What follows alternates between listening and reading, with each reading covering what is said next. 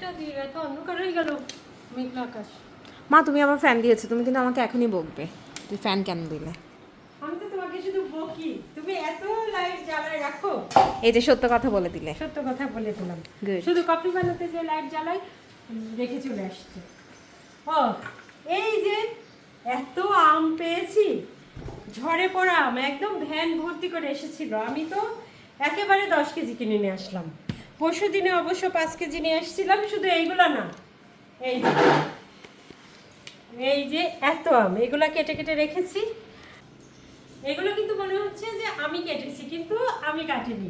দেখানোর সময় মনে হবে যে এই এত আম কাটলাম, এত আম কাটলাম, কিন্তু বাস্তবে কিন্তু আমি আম কাটিনি। এত আম কাটা কিন্তু খুব কঠিন।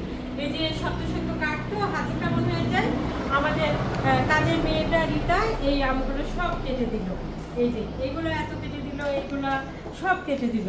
আর এই যে আরেকটা মজার বিষয় দেখাই, আমি এই যে এইগুলা কিন্তু কাজের মেয়েটাকে দিয়েই করে রেখেছি। এই যে এগুলা কেটে রেখেছি। আর এখন আমি দেখাবো এইভাবে, এই যে এইভাবে দেখাবো, দারুণ তো, যেন আমিই কাটছি।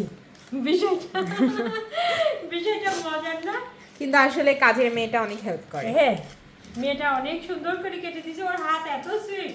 আর এই যে আমি এখন কাটবো, মনে হবে যেন আমি সব আম কিন্তু কাটছি। আসলে হচ্ছে কাজের আমিও মেয়েটা করি, করে দিয়েছে। কিন্তু কিছু কিছু কাজ তো আগে থেকে করে রাখা হয়।